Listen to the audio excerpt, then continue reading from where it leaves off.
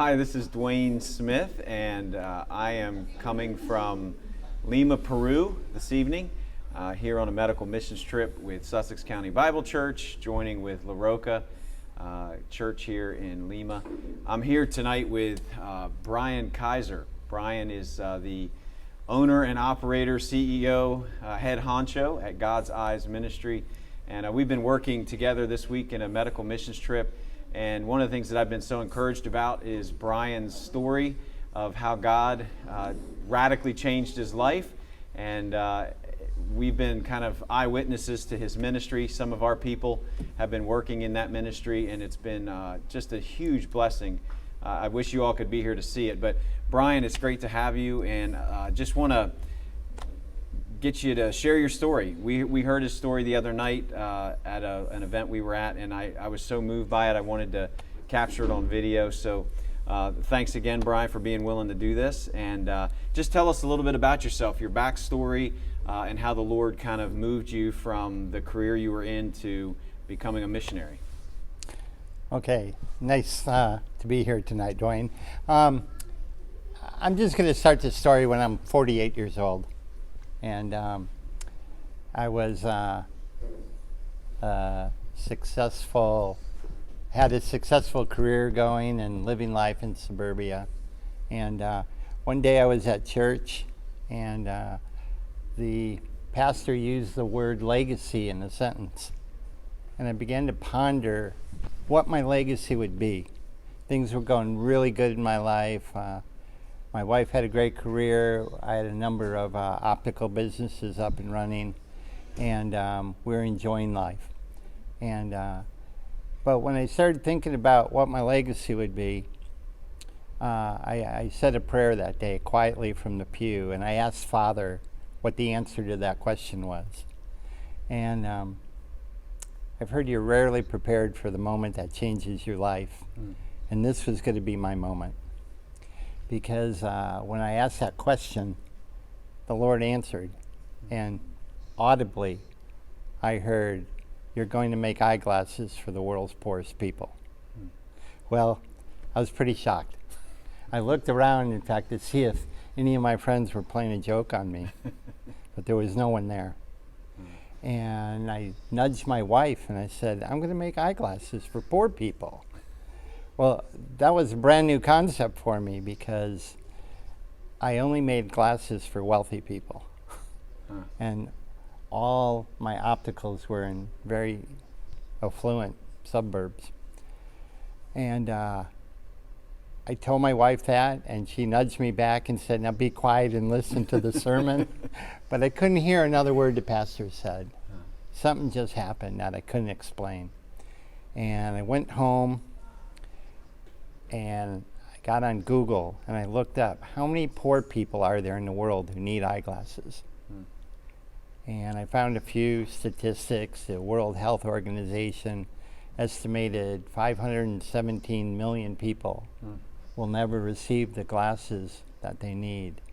Oxford Medical College said it was 1 billion people, and other resources went as high as 2 billion people. Well, all of a sudden, I thought that's just too big of a project, and it'd be no sense even trying to tackle it.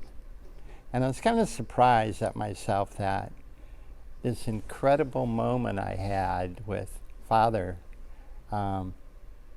seemed not to matter anymore. And I just dropped the entire thing. Just went on your way. Just went back to life as normal. Golfing and suburbia and vacations. Yeah. The normal stuff. Having fun. Yeah.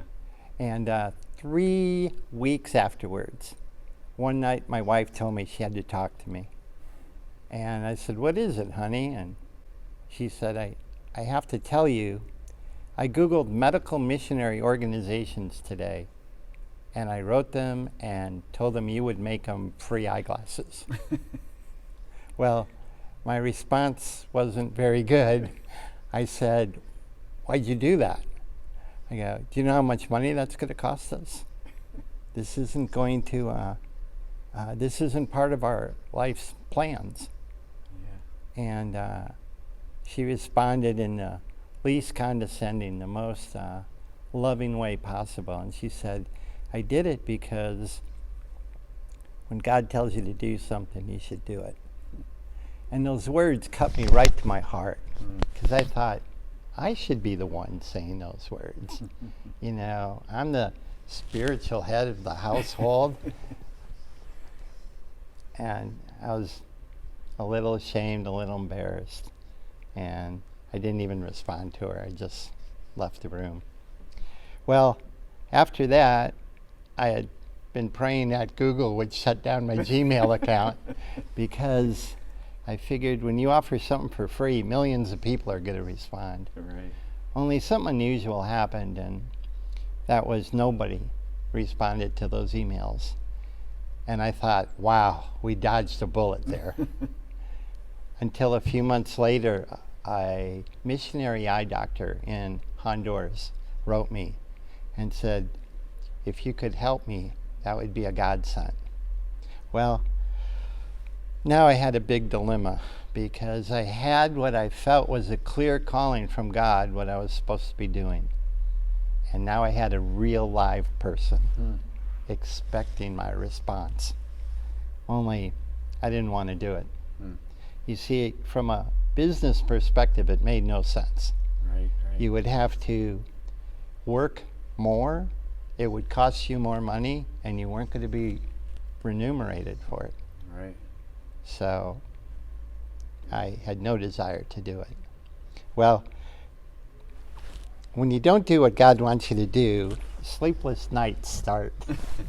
And for the next several weeks, I was tossing and turning every night, because I knew what God wanted me to do, and I just didn't want to do that. And one night, I kept hearing, read Matthew 6, verses 22 and 23. Now, I didn't hear it audibly like the first time. It just was playing in my head over and over and over again, until around 3 a.m. I couldn't take it anymore. And I got up and went to my library and pulled the Bible off the shelf. And I read Matthew 6, 22 and 23. And it says, the eye is the lamp of the body. If your eye is good, your body is full of light. But if the eye is bad, your body is full of darkness. And if the light that is in you is in darkness, then how terrible is that darkness? Now, Jesus spoke those words over 2,000 years ago, and he was referring to the eye in a spiritual sense. But at that moment, I realized it applied to the physical as well. You see, if your eyes don't work, you're full of darkness. And that would be terrible. That would be a terrible place to be. And all of a sudden, something clicked. And metaphorically speaking, I realized there's 1 billion people drowning in a sea of darkness. And I had resources and supplies that could save them.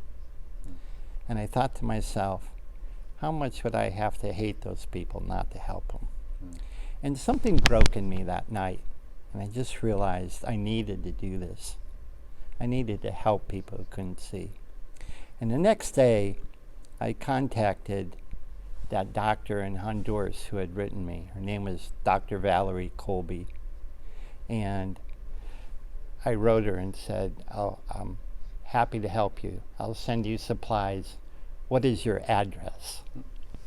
And she wrote back and said, my address is the blue building with the 2 bushes and the white sign with red letters on it, near Armando's bus stop. And the next line said, there are no addresses where I live.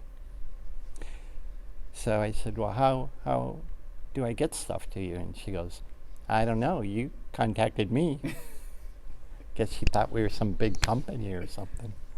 And anyways, I got her number shortly after that. And I called her and I go, you really don't have an actual address? And she said, no. And I go, does FedEx go out there? And she said, no. And I said, UPS? No. DHS? No. And I'm going, you don't have mail? And she goes, no. I go, how am I going to get stuff to you? And she just said, I don't know. And I hung up, and I realized maybe I don't have to do this. Sounds impossible. Exactly. And that's what I concluded after a few hours was, this wasn't an Abraham and Isaac moment. God was just testing me to see if I would be willing to do it. And I remember patting myself on the back going like, I was willing. So I passed. Send me the t-shirt, God. And I dropped this entire thing. And once again, I could sleep at night. Right. And I never thought another thing about it. Well, a couple months later, our pastor made an announcement at church and said, the National Convention for Christian Missionaries was being held in Atlanta, Georgia. And anyone interested in doing mission work should attend that conference. And it would be Thursday, Friday, and Saturday and Sunday of the following week. Well, instantly, I felt like I was supposed to go, but I didn't want to. And I went, no, we've been through this whole thing, and I already passed, so, I'm done. And all week long, those sleepless nights came back. And the night before the conference started, I remember telling myself, I can't go tomorrow. It's Thursday, and I've got patients coming in that will only want me to help them. And so I didn't go. And Thursday night, I just felt this prompting again, go to the conference. And I went, no, Friday is golf day. Things are going so good in my life, I get to play golf on Fridays. And there's no way I was giving up a golf game to go to a missionary conference. And so I did. I played golf. And Friday night, I wasn't tossing and turning. I could not sleep 1 minute. And I just kept feeling that God was saying, go to that missionary convention. And finally, about 8 a.m. in the morning, I woke my wife up and I said, honey, I've got to go to this stupid missionary convention. And she jumps out of bed. She's so excited. And she runs, and it's late fall in Atlanta. She grabs me a coat, gets my car keys, runs up, and she shouts, go see what God's got planned for you. Go see. And then she went back to bed. I thought she would come with me, but she didn't. And it was about a 45-minute drive from my house down to where the convention was being held. And I was complaining the entire way. And I was telling God, who am I supposed to see? There's going to be 50 men standing around in black suits with white shirts and cheap ties, and there's going to be 50 women with bouffant hairdos and a lot of makeup. Because at this time in my life, even though I went to church every Sunday, I didn't know a single missionary personally.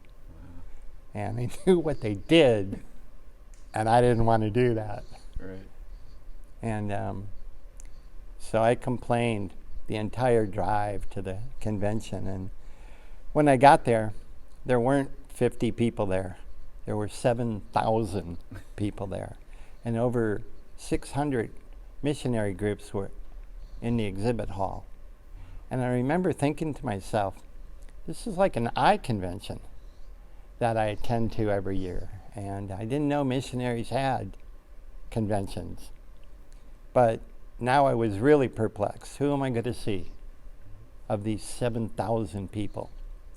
And for some reason, I remembered the story of Gideon and his fleece, where Gideon thought God told him to do something, but he wasn't sure. So he told God to let his fleece be wet and everyone else's be dry. And if God would do that, he would know that it was really God who was talking to him.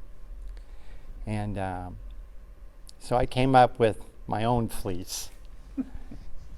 And I said, God, if this whole thing's really from you, if you're really trying to tell me to do this, I'll tell you what I'm going to do. I'm going to walk around this entire exhibit hall, and I will read everybody's signage, but I'm not going to talk to anyone. I'm just going to write down the names on a piece of paper if I think this group has something to do with getting eyeglasses to poor people. And then I really said this. Afterwards, I'm going to go find a quiet corner, Father, and pray and pull out that list. And you will illuminate the name of the group I'm supposed to talk to. If you do that, I'll know this is all from you. Sound like a good plan. So I did that. I walked around for 4 hours and 10 minutes, up and down the exhibit hall, reading everybody's literature from afar, and I wouldn't talk to anyone. And I got to the final row, and a missionary lady stepped out in front of me, and she said, "Hi, what are you doing here?" And I remember responding that I had no idea what I was doing there. And I finally said, "I think I'm supposed to make eyeglasses for poor people, and I don't know who I should see here." And all of a sudden she goes, "Well, I know exactly who you're supposed to see." And she goes, "There's a group here called FAME, and it's an acronym for Fellowship of the Advancement of Medical Evangelists. You're supposed to see them." And I got this piece of paper out of my pocket, and I held it up to her. And the only name I had written after 4 hours was FAME. And it was glowing. No, but that would have been good, huh? So as I held it up, I guess she thought I was asking where they were. And she responded, she said, "They're about 20 rows over, halfway back in the exhibit hall." So I walked over to the booth, and this time I talked to the gentleman at the booth. And he said, "Can I help you?" And I go, "I think I'm supposed to make eyeglasses for poor people, but I have no idea who I should help." And he goes, "Well, I know exactly who you're supposed to help." Now that's the second time I heard that in 3 minutes, and I was going, where were you guys 4 hours ago? And he takes his finger and he points it in my chest, and he said, "You're supposed to help Dr. Valerie Colby in Honduras." And he named the only missionary that had ever contacted me. And I had never told a single person about her or the conversations I had with her. Wow. Well, I was speechless. And for people who know me, they would find that hard to believe. Kind of like you. Anyways, when I could talk, I said, "I've talked with that doctor. We don't know how to get supplies back and forth to each other." And he goes, "Well, our organization visits her clinic a couple times a year. And if you will send all your supplies to Indianapolis, Indiana, our headquarters, we will hand deliver them for you." Wow. And he had some business cards on the counter, and I grabbed one, and I just walked away.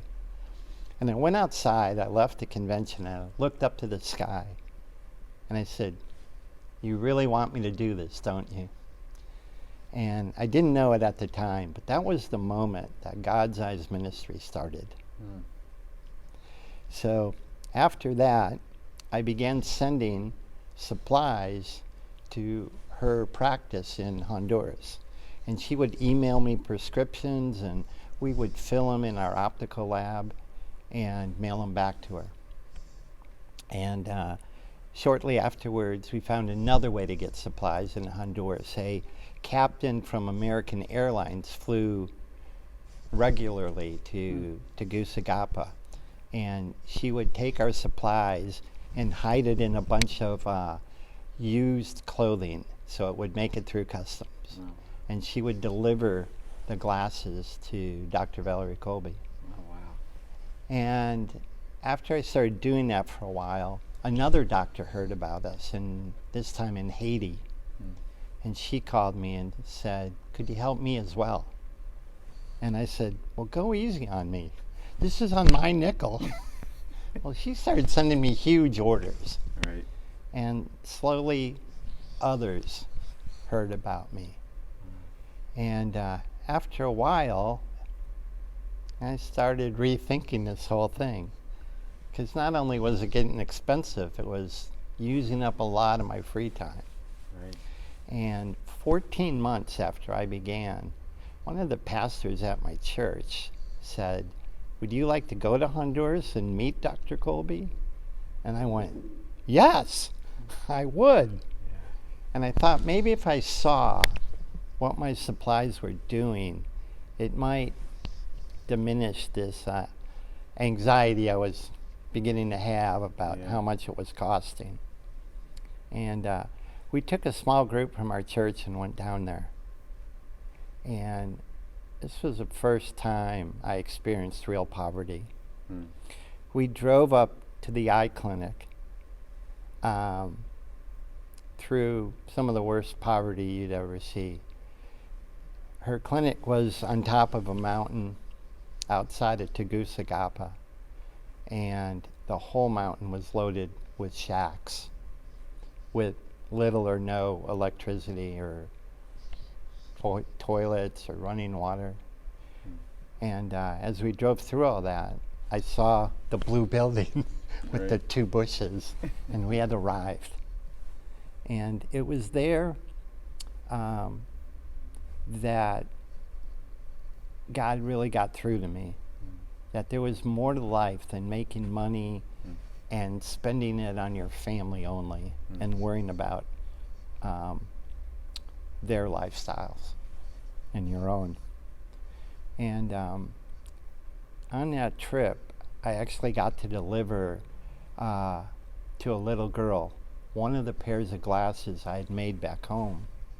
And it was the first person after 14 months out of all the glasses I made that I realized they were going on real people. And we're in a poor little village, and I remember shaking as I walked out to this little 6-year-old girl named Lisette. And I put her new glasses on her, and she just lit up. And I saw her run away and show all her friends her new glasses. And I realized that little girl wouldn't be seen if I didn't make those eyeglasses.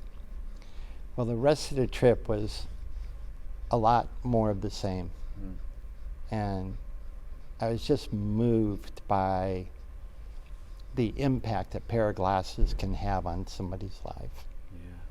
When I went back home from that trip, God led me to a verse in the book of Acts, chapter 26, the second part of verse 17, the first part of verse 18. And it says, "I am sending you to them to open their eyes and turn them from darkness to light and from the power of Satan to God."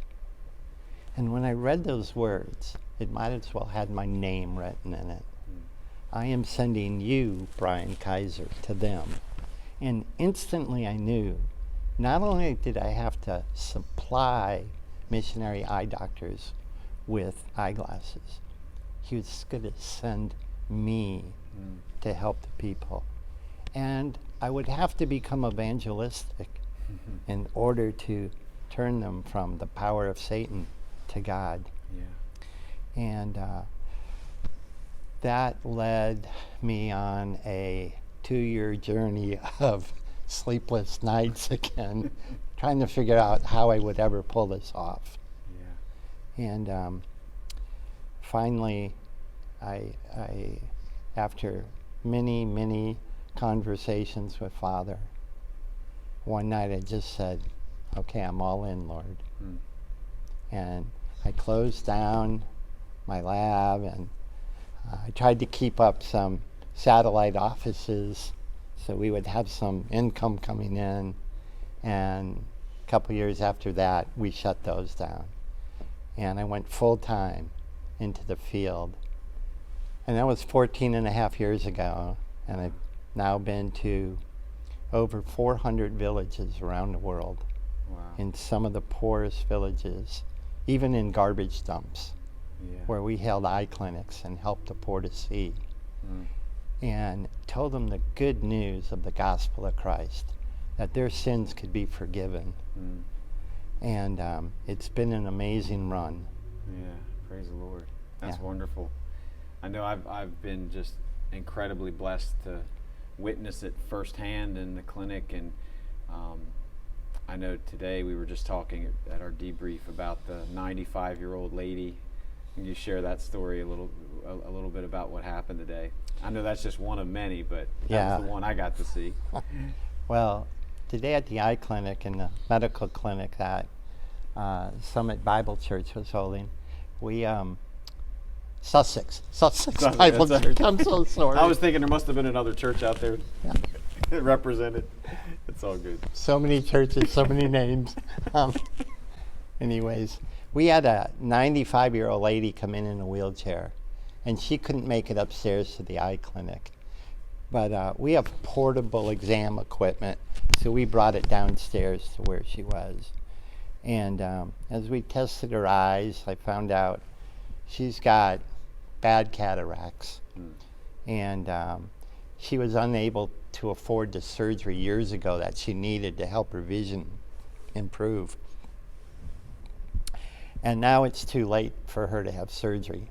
She's 95, and doctors won't take Right. cataracts off a 95-year-old lady. Right. And I thought we had a pretty impossible task in front of us. Yeah. But we were able to get a pretty good refraction on her, and went upstairs. We made her some glasses, and I came back down and I put them on her. And this is a little tiny lady. I bet she doesn't weigh 80 pounds. And I placed those on her face, and immediately she threw her arms up and she started shouting that she could see again. And her daughter was crying, and it was just one of those really Amazing. special moments Was. where you see the impact Yeah. of the gift of sight. Yeah, it was amazing. It really was. And I was working the eye chart downstairs, you know, kind of the first gateway to the eye clinic, I guess you'd say. And she came to me first, and when I saw her, I thought, you know, I saw several elderly people, and they all had trouble with maybe some hand-eye coordination in addition to their vision. And her daughter, basically, she tried to explain to her what the test was, and it was clear she wasn't understanding exactly what. And so I just wrote on the thing, you know, can't follow commands, if I fail eye test. And I just assumed, you know, 95, she's probably not going to see anyway. And then, you know, then I heard all this noise off to the left of me about an hour later, and I heard her. I mean, she was just extremely excited, her hands in the air, and I know she was blessing the whole group. It was a beautiful thing. It really was. And well, just thinking, kind of wrap up our conversation. You have a book that you've written, you've shared with us, and that's going to be forthcoming. And I was just wondering if you could share the title of the book and just kind of a brief explanation of where that title came from. And that'll also let people know to be looking for it when it is finally released. Sure. The book is about my calling into the ministry and my reluctance to do it, and then about the last 14 years of magical moments like the one I just described to you. Mm. The book is called Who Hung Lights in the Sky? And the story behind that is we were in Nicaragua in a poor village, and as frequently happens, hundreds of people showed up that day to get their eyes tested, and we couldn't see that many. So we handed out as many numbers as we thought we could see, and we told everyone to come back another day who didn't get a number. Well, late in the afternoon, a mom came in to my little examination room and had one number, but she said, both of us need eyeglasses could you test both of us?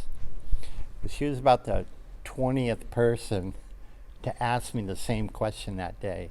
And I know the other doctors and refractionists were getting the same request. And I looked out the window, and it's late in the afternoon, and there's still a huge crowd out there that we hadn't got to yet. And I said, I'm so sorry. We can't even get to all the people who have numbers, so I can only do one of you. Which one do you want me to test? And of course, being a mother, she said, help my son. So she told me he can't see anything. Well, I tested him, and she was pretty accurate. His vision was the poorest of anyone I had seen that day. He was extremely nearsighted. And we made him glasses, and we sent him on his way. And I told the mom that I hoped she could come back another day. She had walked 4 hours to get there, to where we were testing it. So she had a 4-hour walk back home. Next day, about the same time, just by chance, she happened to be in my line, and she came in. And I was so happy to see her, and I apologized to her that I had to turn her away the day before. And I asked her, I said, how's your little boy doing with his new eyeglasses? And she said, he's doing great. In fact, last night he asked me, who hung lights in the sky? This little guy had never seen a star before, and he didn't even know what they were called. And so we named the book after that moment. Awesome. And the subtitle is Memoirs of a Reluctant Missionary. I love it. That's great. Well, thanks for taking the time to do this. I really appreciate it. And I know it's been a busy week, and you're taking off tomorrow. Where are you going? You're going to be somewhere else next week, right? I'm going to an eye convention next week. Oh, an eye convention. Yeah. All right. So I'm going to come home, get 1 day off, and leave again. Do you know where you're heading next? Next country? Honduras. You'll be back in Honduras. Yeah, okay. next month. Awesome. Yeah. Awesome. Yeah, and I wish we had more time. It'd be awesome to even talk a little more, but we'll definitely be looking forward to reading your book. And I've just so appreciated getting to know you and your heart. It's just been I've just been super encouraged. I didn't know what to expect on this trip. I've never gone on a medical missions trip before, and the whole week has been just beyond expectation. But I'm thankful for you and the ministry that the Lord has called you to, and the blessing that you've been to so many. I know that God has been just so glorified through all that you've done and the work that He's called you to do, and I appreciate your faithfulness in that. So, well, thank you, Pastor Dwayne. hey, God bless, it was brother. a pleasure working with you, and your church is incredible, and I hope we get God to is do it good. again someday. Oh, we will, Lord willing, we will. Okay. All right, thanks, Bryan.